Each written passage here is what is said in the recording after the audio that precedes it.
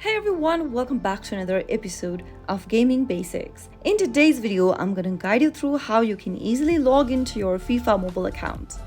Before beginning, if you're watching us for the first time, make sure you subscribe to our channel and also hit the notification bell so that you'll never miss another upcoming videos like this.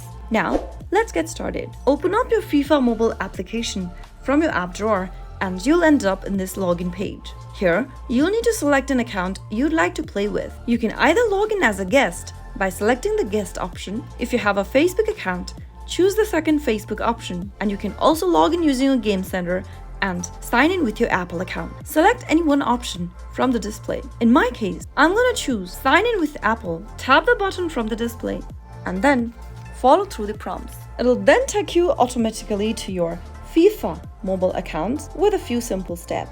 That is how you can easily log in to FIFA Mobile account. I hope the tutorial was helpful to you. If it was, go ahead and give us a thumbs up. I'll soon be back with more videos like this. Thank you for watching.